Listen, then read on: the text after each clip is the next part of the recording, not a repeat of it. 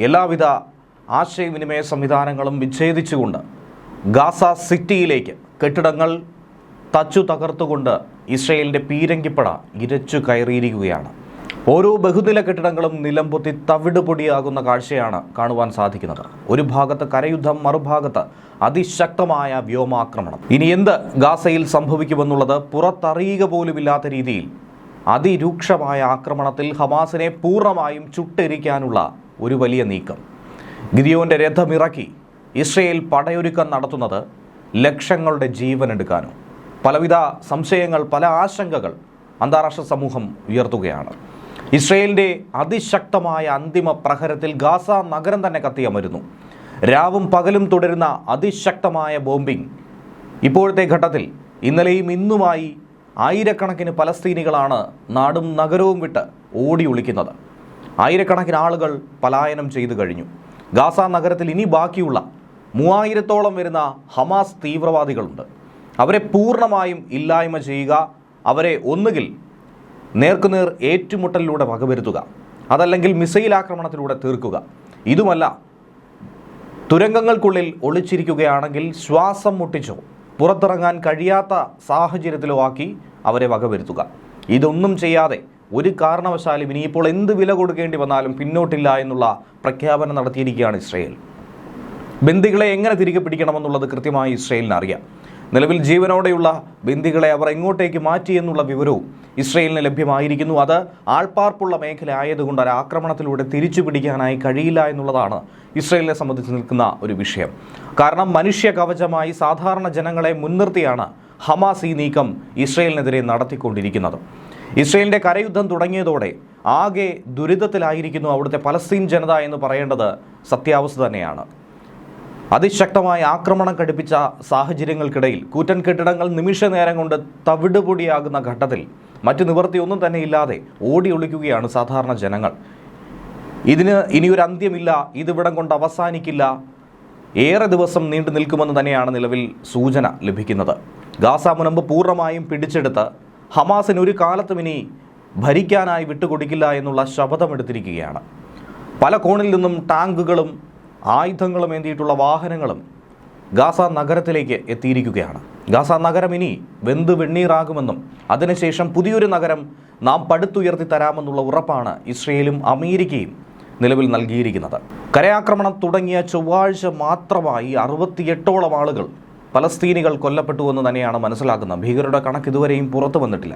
ഇന്നലെ രാവിലെ മുതൽ ഏകദേശം 50ഓളം പേർ കൊല്ലപ്പെട്ടുവെന്ന് അന്താരാഷ്ട്ര മാധ്യമങ്ങൾ റിപ്പോർട്ട് ചെയ്തുകൊണ്ടിരിക്കുന്നു.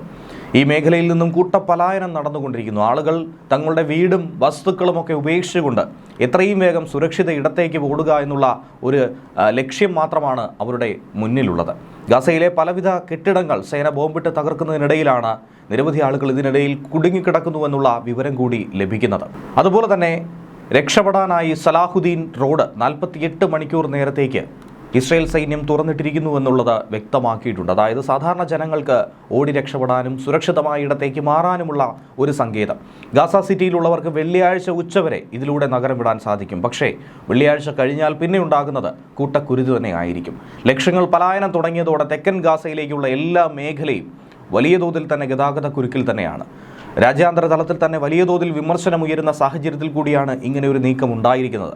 എന്തായിരുന്നാലും ഇസ്രയേലിനെതിരെ യൂറോപ്യൻ യൂണിയൻ ഉപരോധ നടപടി ഏർപ്പെടുത്തി മുന്നോട്ട് പോകുക എന്നുള്ള ഒരൊറ്റ നീക്കത്തിൽ തന്നെയാണ് ഉറച്ചു നിൽക്കുന്നത്. ഒരു കാരണവശാലും ഇസ്രയേലിനെ പൊറുക്കാനോ ക്ഷമിക്കാനോ സാധിക്കില്ല എന്ന് തന്നെയാണ് നിലവിൽ അവർ പറയുന്നത്. യുദ്ധ ടാങ്കറുകളും മറ്റുമായി നിരവധി സൈനിക സന്നാഹം തന്നെയാണ് ഗാസ സിറ്റിയിലേക്ക് കടന്നിരിക്കുന്നത്. അതിശക്തമായ പീരങ്കി ആക്രമണം നേരത്തെ തന്നെ തുടങ്ങിയിട്ടുണ്ട്. അതിനു മുന്നേ തന്നെ നിലമൊരുക്കുക എന്ന രീതിയിൽ വ്യോമസേന അതിരൂക്ഷമായ വ്യോമാക്രമണവും ഗാസയിൽ ഘടിപ്പിച്ചിട്ടുണ്ടായിരുന്നു. ഏകദേശം 2000-നും 3000-നും ഇടയിൽ ഹമാസ് തീവ്രവാദികൾ ഇപ്പോഴും ഗാസ സിറ്റിയുടെ പല മേഖലകളിലും ഒളിച്ചിരിക്കുന്നു. ഇവരെ ഒക്കെ തീർക്കാതെ ഒരു കാരണവശാലും നമുക്ക് തിരിച്ചു പോകാനായി സാധിക്കില്ല. ഇതിനോടകം തന്നെ ഗാസയിലെ താമസക്കാരായിട്ടുള്ള ഏകദേശം 40% ആളുകൾ ഒഴിഞ്ഞുപോയി കഴിഞ്ഞിരിക്കുന്നു. ഇനിയും നിരവധി ആളുകൾ ഈ മേഖലയിലുണ്ട്. അവർ പലായനം ചെയ്തുകൊണ്ടേയിരിക്കുകയാണ്. കരയുദ്ധം വ്യാപിപ്പിച്ചിരിക്കുന്ന ഈ സാഹചര്യത്തിൽ ഗിദിയോന്റെ രഥങ്ങൾ 2 എന്ന പേരിലാണ് രണ്ടാമത്തെ ഈ യുദ്ധ പ്രവർത്തനം ഇസ്രയേൽ ആസൂത്രണം ചെയ്തിരിക്കുന്നത്. ഗാസയിലെ സായുധ പ്രതിരോധ ശക്തികളെ പൂർണ്ണമായും തകർത്തെറിയാൻ ഈ ഒരു കരയുദ്ധ പ്രഖ്യാപനത്തിലൂടെ സാധിക്കുമെന്ന് പ്രതീക്ഷിക്കുന്നു. അതുകൂടാതെ ഈ നഗരത്തിൻ്റെ പൂർണ്ണ നിയന്ത്രണം ഏറ്റെടുക്കുക. ഒരു കാലത്തും ഒരു കാരണവശാലും ഇനി ഹമാസിൻ്റെ കൈകളിലേക്കോ ഹമാസ് എന്ന് ഉച്ചരിക്കാനോ ലോകത്തിന് കഴിയില്ല. ആ വിധത്തിലേക്ക് തങ്ങൾ ഇത് ശുദ്ധികലശം ചെയ്ത് മാറ്റിയെടുക്കുമെന്നാണ് ഇസ്രയേൽ നെതന്യാഹു പ്രത്യേകമായി പറഞ്ഞിരിക്കുന്നത്. 10,000-കണക്കിന് സൈനികർ ആദ്യം തന്നെ നിലയുറപ്പിച്ച മേഖലയിലേക്ക് വീണ്ടും ആയിരക്കണക്കിന് സൈനികർ എത്തിച്ചേർന്നിരിക്കുകയാണ്. ശക്തമായ വ്യോമാക്രമണങ്ങൾക്കും മനുഷ്യാവകാശ പ്രതിസന്ധികൾക്കും ഇടയിൽ ആയിരങ്ങളാണ് ജീവനും കയ്യിൽ പിടിച്ചോടുന്നത്. ഗാസ നഗരത്തിൽ എന്തുകൊണ്ട് കരയുദ്ധമെന്ന് ചോദിച്ചാൽ ഒരൊറ്റ ഉത്തരം ആദ്യം മുതൽ പറഞ്ഞത് ഹമാസിൻ്റെ പ്രധാന ആസ്ഥാനം തകർക്കുക, അത് സ്വന്തമായി ഇസ്രയേലിന് നേടിയെടുക്കാൻ സാധിക്കുക. ഈ ഘട്ടത്തിൽ തന്നെ ഹൂതികളുടെ ഭാഗത്തു നിന്നും ഗാസയിൽ എന്ന് തൊട്ട് ഇസ്രയേൽ ആക്രമണം തുടങ്ങിയോ, ഗാസയിൽ എപ്പോഴൊക്കെ ഇസ്രയേൽ ആക്രമണം കടുപ്പിക്കാനായി ശ്രമിക്കുന്നുവോ ആ സാഹചര്യങ്ങളിലൊക്കെ തന്നെ ഹൂതികൾ, യമനിലെ ഹൂതികൾ ശക്തമായി തന്നെ ഇസ്രയേലുമായി ബന്ധപ്പെട്ടവരെയോ ഇസ്രയേലുമായി അടുത്ത് നിൽക്കുന്നവരെയോ ഒക്കെ തന്നെ ആക്രമിക്കുന്ന ഒരു പ്രവണത ഉണ്ടായിരുന്നു. അതുകൊണ്ട് തന്നെ യമനിലെ ഹുദൈദ തുറമുഖത്തെയും ലക്ഷ്യമിട്ടുകൊണ്ട് ഇസ്രയേൽ ഒരു മുന്നറിയിപ്പ് നേരത്തെ അവിടുത്തെ സാധാരണ ജനങ്ങൾക്ക് നൽകിയിരുന്നു. ഇനിയുള്ള മണിക്കൂറുകളിൽ എപ്പോൾ വേണമെങ്കിലും ഒരു ആക്രമണം ഉണ്ടായേക്കാം. ഇസ്രയേൽ സൈന്യം ഈ ഒരു മുന്നറിയിപ്പാണ് നൽകിയിരിക്കുന്നത്. ആക്രമണത്തിന് മുന്നേ തന്നെ തുറമുഖ നഗരത്തിലെ താമസക്കാരോട് ഒഴിഞ്ഞു മാറാനായി ഇസ്രയേൽ പ്രതിരോധ സേനാ വക്താവ് കേണൽ അവിചായ് അദ്രായേൽ അഭ്യർത്ഥിക്കുകയുണ്ടായി. യമനിലെ ഹുദൈദ തുറമുഖത്ത് സന്നിഹിതരായിട്ടുള്ള എല്ലാവർക്കുമുള്ള അടിയന്തര മുന്നറിയിപ്പ് എന്ന രീതിയിലാണ് ഇത് പുറപ്പെടുവിച്ചിരിക്കുന്നത്. ഭീകരവാദികളായിട്ടുള്ള ഹുദി ഭരണകൂടം നടത്തുന്ന സൈനിക പ്രവർത്തനങ്ങളുടെ വെളിച്ചത്തിൽ ഭൂപടത്തിൽ വ്യക്തമാക്കിയ മേഖലയിൽ പ്രതിരോധ സൈന്യം ഇനിയുള്ള മണിക്കൂറുകളിൽ അതിരൂക്ഷ ആക്രമണമായിരിക്കും നടത്തുക എന്നാണ് സമൂഹ മാധ്യമ പോസ്റ്റിലൂടെ അദ്രൈ പറഞ്ഞിരിക്കുന്നത്.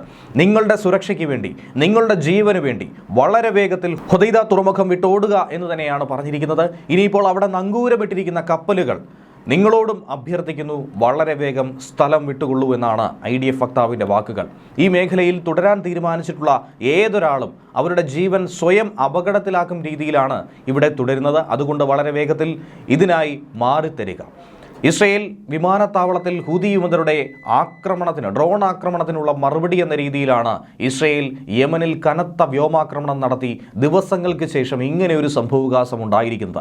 സെപ്റ്റംബർ 10 യമനിൽ നടത്തിയ ഇസ്രയേലി ആക്രമണങ്ങളിൽ ഏറ്റവും കുറഞ്ഞത് 46 പേർ കൊല്ലപ്പെട്ടുവെന്നും 160-ലധികം ആളുകൾക്ക് പരിക്ക് സംഭവിച്ചു എന്നുള്ള വാർത്ത പുറത്തു വന്നതിന് പിന്നാലെയാണ് സനയിലും ശക്തമായ രീതിയിൽ ആക്രമണം കടുപ്പിക്കാൻ ഇസ്രയേൽ തീരുമാനിച്ചിരിക്കുന്നത്. അതിൽ പ്രധാനപ്പെട്ടൊരു കാരണം എന്ന് പറയുന്നത് യമൻ്റെ തലസ്ഥാനമായിട്ടുള്ള സനയിൽ തന്നെയാണ് ഹൂതികൾ നിയന്ത്രണം ഉറപ്പിച്ചിട്ടുള്ളത്.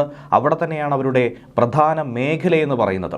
അതിൽ കഴിഞ്ഞ ദിവസം ഒരു സൈനിക ആസ്ഥാനത്തേക്കും ഒരു ഇന്ധന സ്റ്റേഷനിലേക്കും ആക്രമണ പരമ്പര തന്നെയായിരുന്നു അവർ നടത്തിയിരുന്നത്. വീണ്ടും ആക്രമണ പട്ടികയിൽ ഇത് ഉൾപ്പെട്ടിരിക്കുന്നു എന്ന് തന്നെയാണ് മനസ്സിലാക്കാൻ സാധിക്കുന്നത്. ഇതിനു മുൻപ് ഓഗസ്റ്റ് 30 നടത്തിയ വ്യോമാക്രമണത്തിലൂടെ ഹൂതി പ്രധാനമന്ത്രിയും അതുപോലെ തന്നെ മറ്റു ഉന്നത ഉദ്യോഗസ്ഥരെയും കൊലപ്പെടുത്താനായി ഇസ്രയേലിന് സാധിച്ചിട്ടുണ്ടായിരുന്നു. അതുകൊണ്ട് തന്നെ ഇനിയും മുന്നോട്ട് ഇത് തുടരുമെന്നുള്ള സൂചനയും ഇസ്രയേലിൻ്റെ ഭാഗത്തു നിന്നും ലഭ്യമാകുകയാണ്.